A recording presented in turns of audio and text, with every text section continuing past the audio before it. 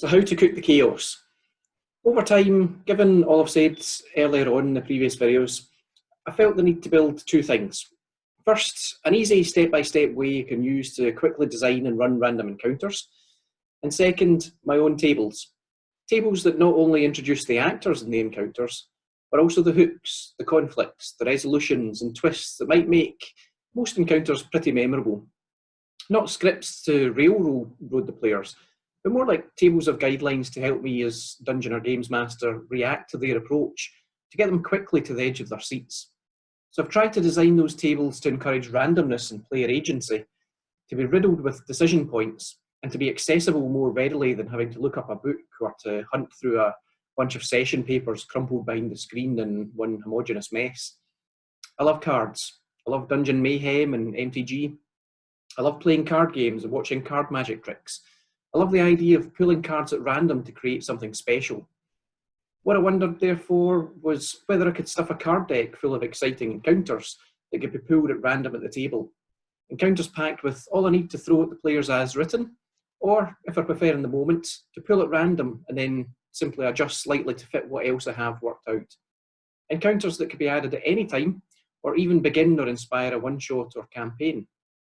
Ultimately, this wandering transformed into Venger's random encounter decks. With the exception of the Outlander deck, which is packed with encounters you can play anywhere, I've developed each deck to be suited for specific terrains or settings.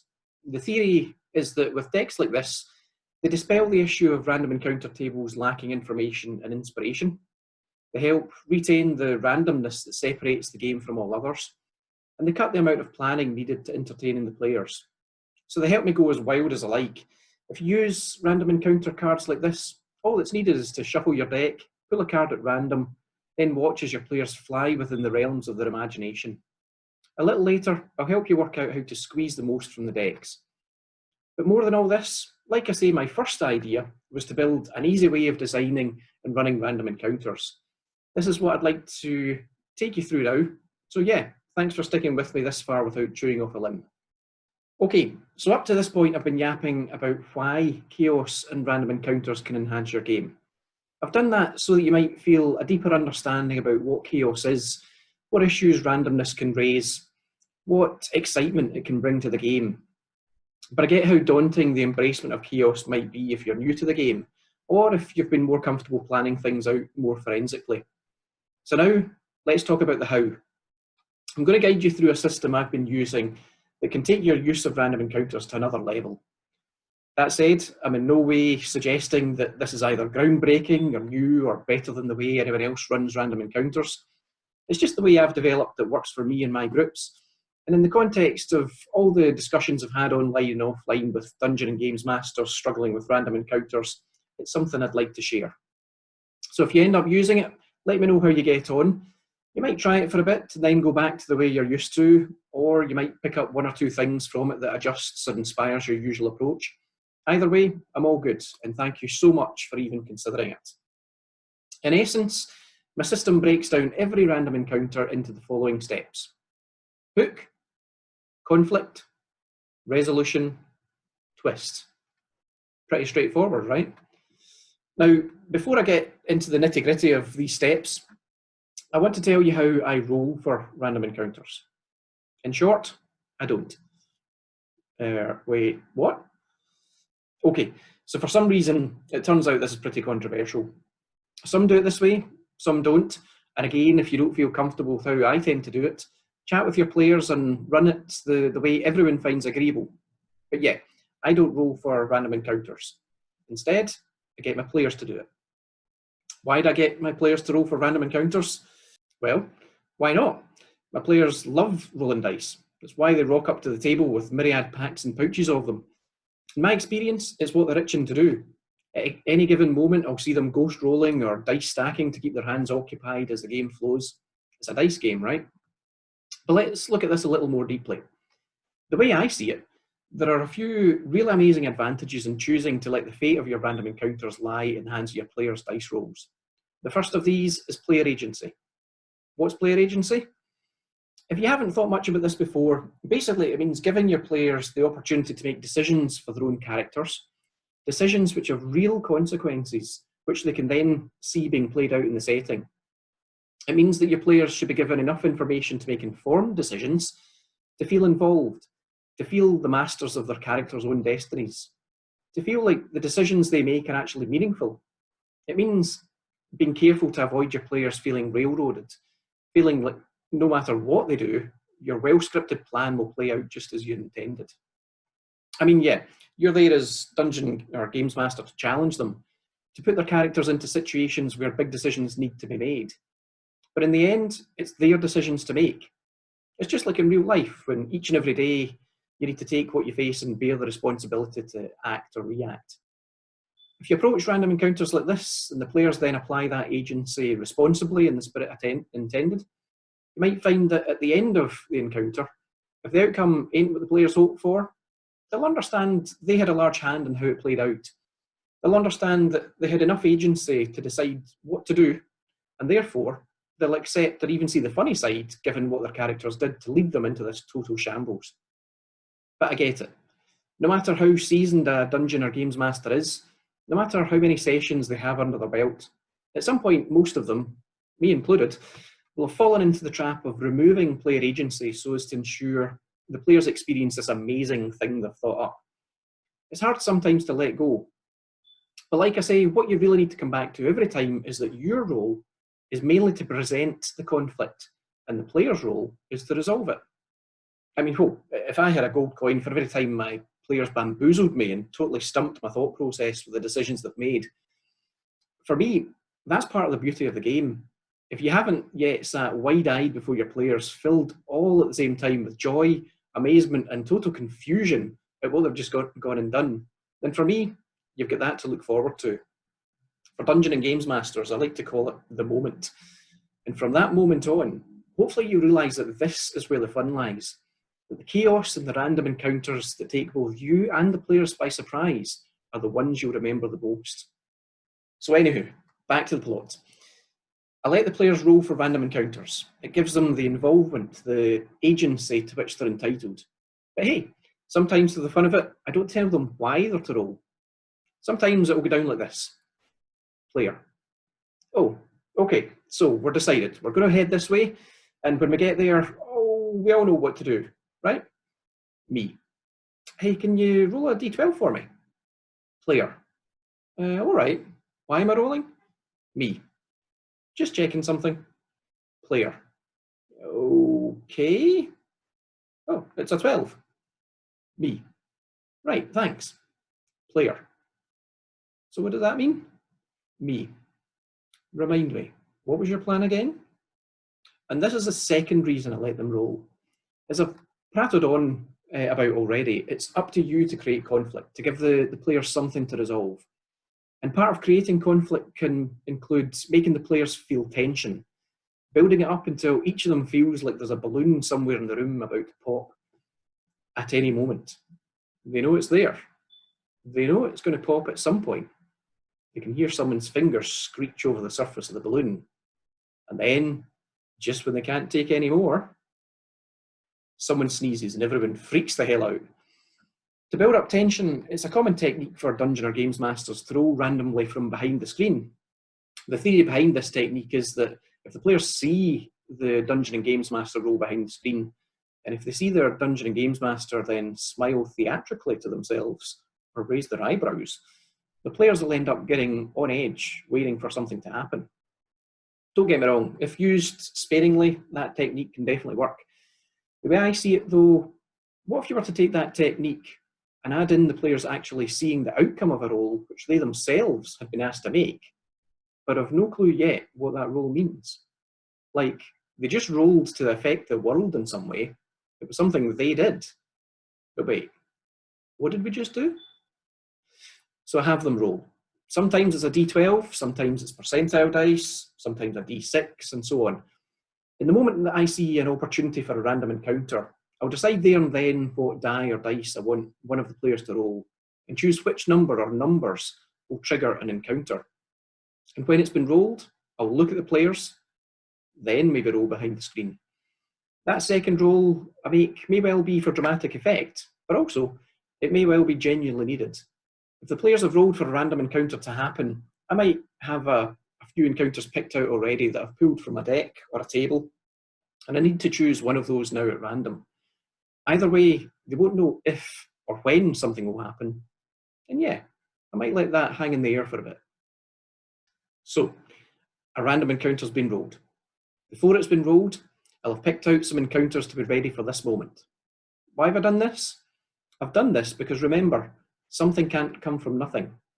Chaos has to come from something, and the fun lies in you being well prepared to handle that chaos, to manipulate its strands around the player's characters and goals.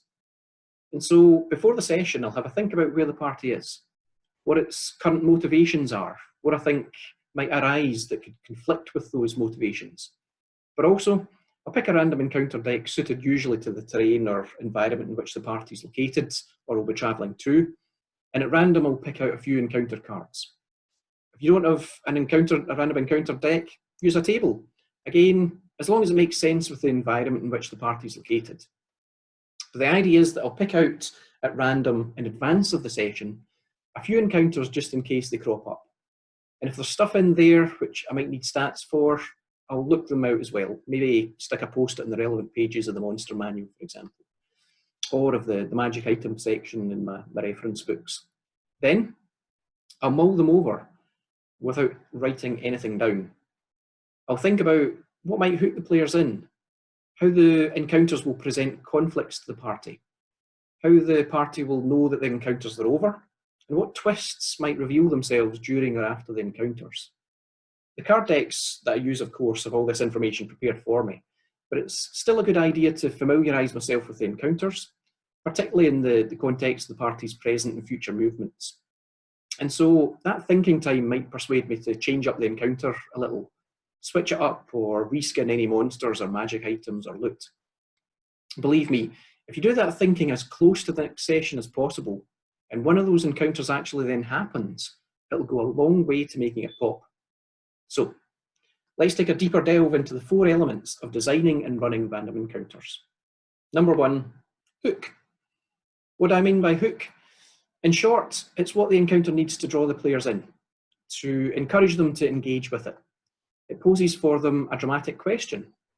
We've all experienced random encounters from a table, right, where the dungeon or games master exclaims, "So, as you continue your journey," rolls and ponders for a moment, "nothing of much import hampers your progress. Although a few hours in, you spot in the sky some sheet lightning in the distance, an approaching storm perhaps." And the players go, "Okay." Has this engaged the players? If the idea was to add some flavour into your setting, but it doesn't actually involve your players making decisions or rolling dice, how much do you think they really care? Remember, it ain't about being the narrator of some book, the main storyteller in the game. It ain't about using flowery descriptions because you think the players will then visualise automatically how you see the setting, or how you want them to see the setting. Rather, it's about setting up an experience in which everyone can engage and create a story. So how do you hook them in and feel like they want to engage? Okay, so let's say that before your next session, you've picked out an encounter card or rolled on your table and come up with 2d4 wolves. Really? Them again? Let's build an encounter from that. So, right now, you know where the players left off in the last session.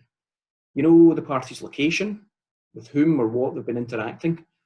The players might have given you an idea about what they want to do in the next session, where they want to go, who they want to speak to, what they want to achieve. If they haven't, of course, nothing wrong with asking them.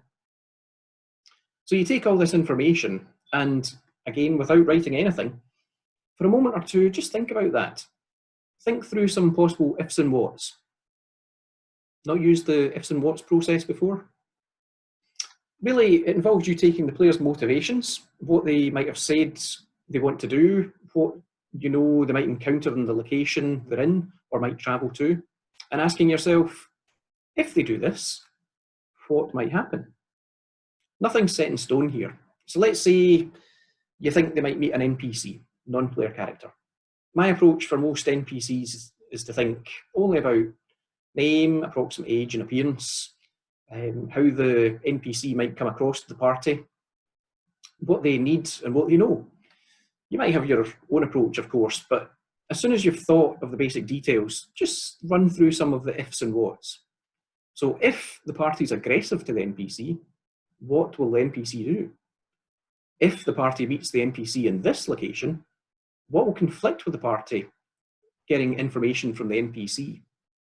Using this approach for most NPCs allows me to go down the same kind of hook conflict resolution twist route, like thinking of NPCs themselves as an encounter.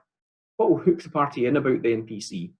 What about the NPC is going to conflict with the party's aims? What will the NPC want to do after talking to the party?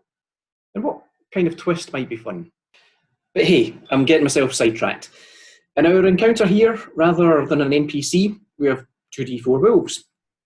The classic approach would be, right, you've rolled a random encounter. You round the corner and are set upon immediately by X amount of hungry wolves, foaming at the mouth. Roll initiative. That might be fun, but let's think through it a bit. So go through the ifs and whats of where the party is right now. Let's say it's in a bustling town and the party's low level. Here's my process for working out the hook of the random encounter.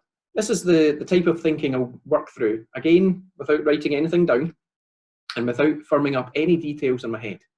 So here goes. 2d4 wolves, okay.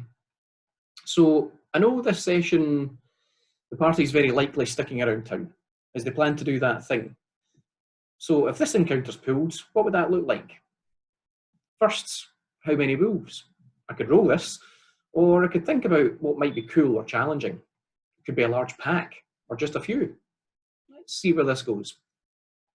Do the wolves actually need to be there? Maybe the party hears a scream. Maybe from that important NPC they know. Their relation might be holed up in a barn just outside town with the wolves at their door, might plead with the party to save him or her. Or if the wolves are in town, maybe that important NPC has been savaged and the wolves are being chased into or through town by a bear. So I'm taking what I know about the setting, what I know about the player's motivations or plans for the next session, and then thinking up a reason for urgency or conflict that ties in with those motivations or plans. The vital element in our 2d4 wolf scenario, of course, is player agency. In other words, if they roll for a random encounter and this is the one I pull, the players will be presented with the sense of urgency and conflict I create, but will still have the choice whether or how to engage with the encounter. So if the wolves are outside town, the party's free to say, nope, we're off this way. And if the parties are in town, if the wolves are in town being chased by the bear, the party could say, deal with it yourselves. We're darting into the tavern for another ale. If they choose to do so, that's absolutely fine. But you've done your job by presenting a decent hook, particularly one connected to the player's motivations or goals. So thinking about the hook in advance can help the players know here that the important NPC might be able to help them in some way, and that the party might feel it advantageous to help him or her first. But if it doesn't provide that help and the wolves do their thing, maybe that has consequences for the party down the line. Maybe just when the party needs that NPC's help the most. Because remember, the party's adventuring in a living world. If they choose not to engage with the encounter still happens anyway. And in your head, you can think about what would happen if the party doesn't touch it, how the world might change because of the player's decision. Distance, therefore, is something to think about when considering player agency. When I mull over how to hook in the players, I'll consider if the first thing the party sees or hears might be nearby or far off. If I've picked up a combat encounter card, for example, I'll consider whether the foe is right in the party's face and or not even there at all. So there might be tracks, a stool sample, smells, sounds, corpses of its victims, rumours of its location. If the foe is nearby, the hook might involve the party hearing it approach, or spotting something or someone innocent that it's attacking. It might involve something connected to a character's backstories or flaws or ideals. So maybe the wolves in our encounter aren't actually endangering the party, but the party paladin hears a tortured scream to her deity, pleading for safety. If the party then feels obliged to run and help, there are your wolves, and also an NPC who might be informative or rich if saved. So it's about doing a little thinking then about how the encounter might be fitted to where the party is and what it's doing, how it might be relevant to your players.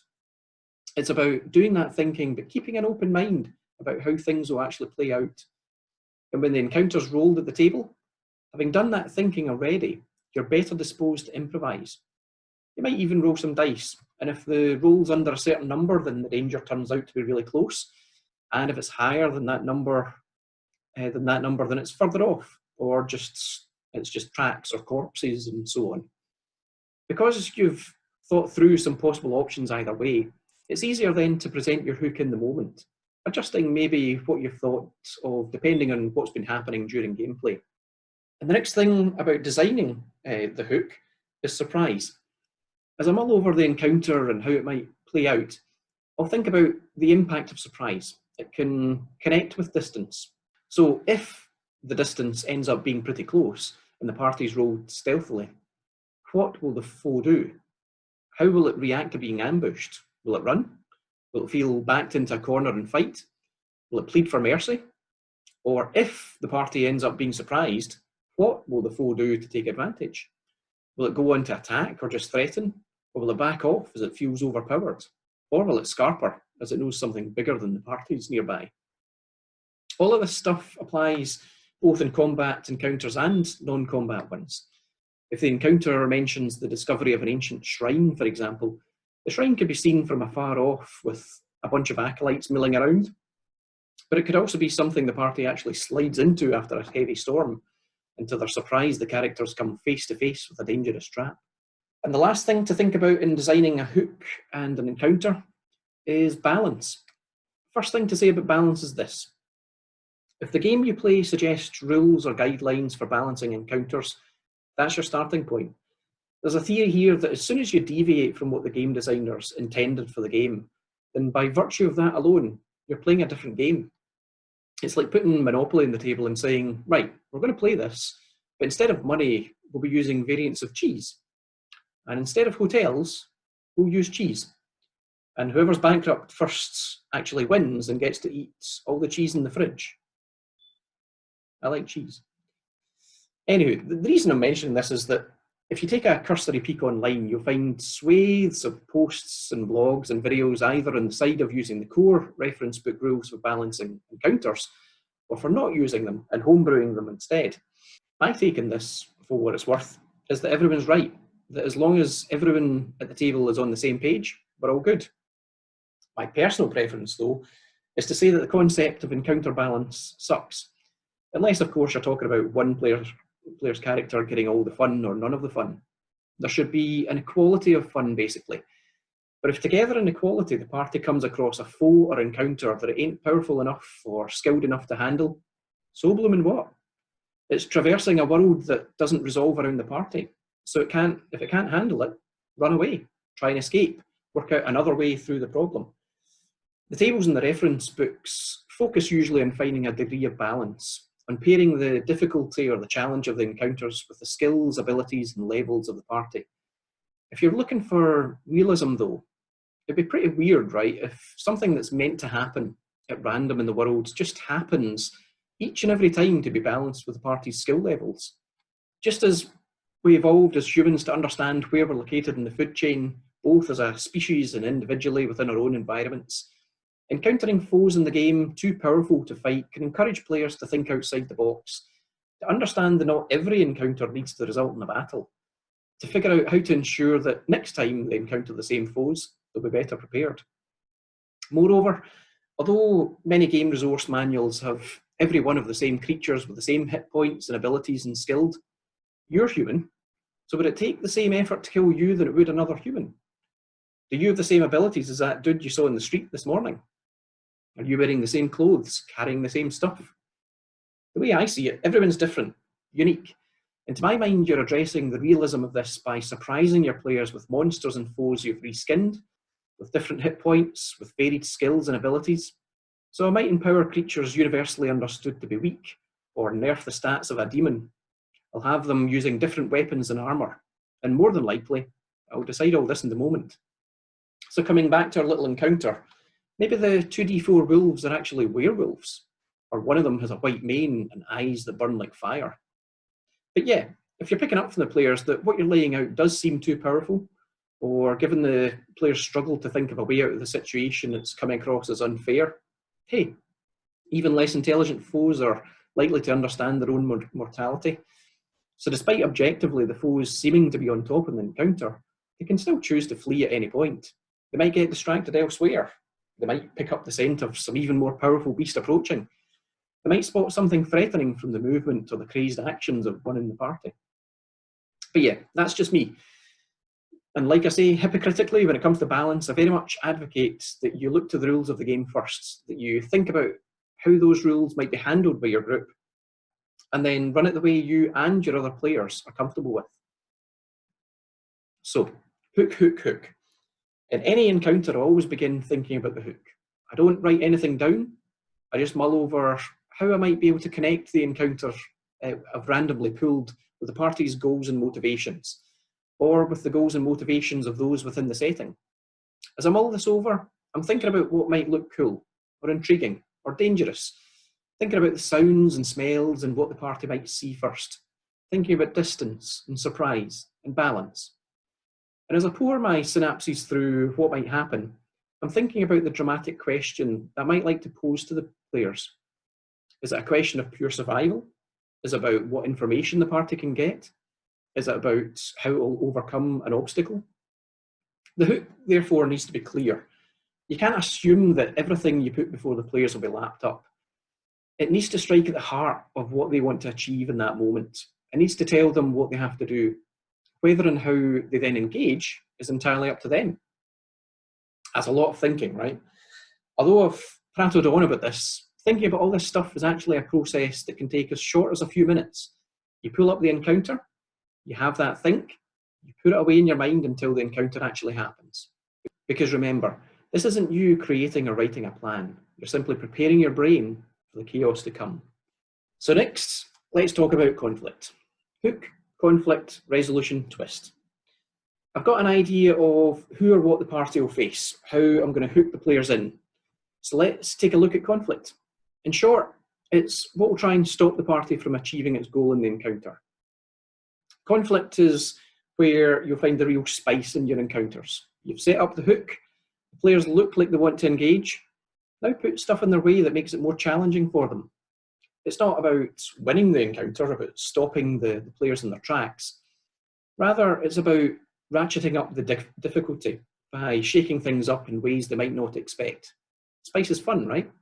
So the conflict, first of all, is what you present to the players once they're hooked in. It's something the party is being asked to resolve. You should give them a clear idea of what the encounter might be about, what the characters might need to do. You should give the players a goal, a call to action, a large buy this button. But then second, there needs to be further conflict that gets in the way of that goal. I like to throw in at least one point where the party might be asked to make a decision between doing or delaying one thing, or doing or delaying another thing. Let's say, for example, the party's facing our 2d4 wolves. Remember, earlier on I was yapping about chaos theory? So the conflict might be that the wolves aren't simply after their dinner. It might be that they're being controlled magically. It might be the terrain that might shift beneath the party during any battle. It might be other foes appearing mid-combat. It might be a friendly NPC dangling off a cliff, but the wolves stand between him and the party. It might be that the wolves are actually a collective ethereal entity. And if it's not wolves, if the party's foes in the encounter can speak, maybe after a few blows the party hears a shout for surrender, that of either the foes or the party, an attempt to negotiate. Or maybe one might grab some innocent dude and make threats before seeking to escape, changing the dynamics of the encounter. Or maybe during the battle the party's reminded somehow that the person it's knocking lumps out of is information the party needs. Or maybe a realisation dawns at some point through the foe's interactions that the entire encounter may have well kicked off because of some misunderstanding. So first it's thinking through the terrain or environment the party's likely to be in if the encounter's rolled. If the party will be in this location, what can I use to get in its way? How will the location itself change and challenge the party? And it's about thinking through the actors in the encounter. If the party meets this, what will the foe's motivation be? What does it want? Where has it just come from? Where does it want to go? Why is it there in the first place? If the party gets in the way of that motivation, what will the foe do in response? How will it come across? And again, as with the hook, you're not planning out speeches or details. Instead, you're simply mulling over the potential goals and motivations of who or what the party will face, and how those goals and motivations might conflict with those of the party. So all in, when you're mulling over the encounter you've pulled at random, once again, you're looking at the terrain, the actors, the decision points, the goals, the motivations, all of that stuff, and packing into your memory just a few loose ideas. Ideas which may serve you well when the moment comes and you face actually running the encounter. And next is number 3, resolution. So I've thought about how I might hook the players into the encounter. I've pondered some of the varied ways in which the setting and its inhabitants might challenge the party.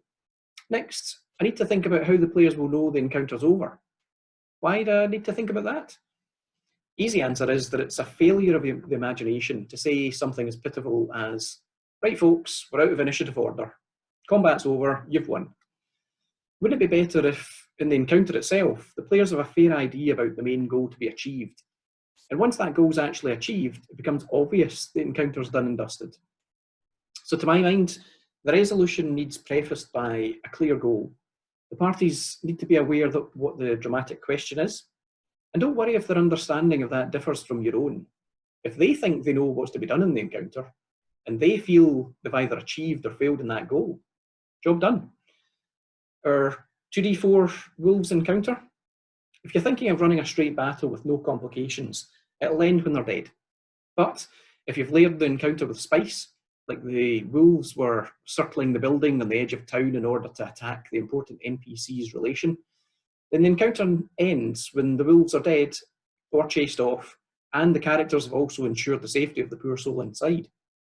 Of course, you'll have peppered in some conflict there, like someone's knocked over a lamp and the whole place is now a raging inferno. So that danger needs dealt with as part of the encounter, as part of the solving the poor soul mission. The encounter might involve killing the wolves, but it also involves saving the dude. That's the goal.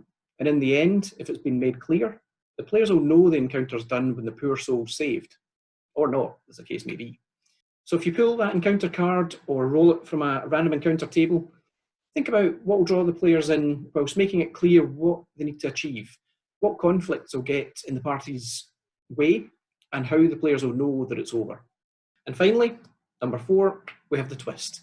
You don't need to include a twist every time, and in fact, it's a technique that might have greater effect if used sparingly. But what if the party kills the wolves, puts out the fire, saves the poor soul inside? Yay, everyone's all good. But then learns to the poor soul that the reason the wolves were there in the first place was that they were under the command of a fabled ice queen off on yonder hill. And this fabled ice queen wants its blood. The party may have taken a deep breath, begun to dust themselves down, reached for a drink maybe as they feel the encounter's over. Then this information comes flying at them. See, a twist that hadn't been thought of by the players can get them straight back into the game when there's a chance you might have lost them to relaxation. When encounters on the go and the focus is on role-playing and game mechanics, it's easy for the players to catch a break at the end, to reach for the healing potions and crisps. But hey, sometimes it can be really stimulating if you then break that creeping malaise. If you keep up the momentum, add a sense of urgency in the twist. So maybe after the poor soul tells all about the Ice Queen, the party hears a blood-curdling howl of more wolves on the horizon as they turn and bolt to report to their master.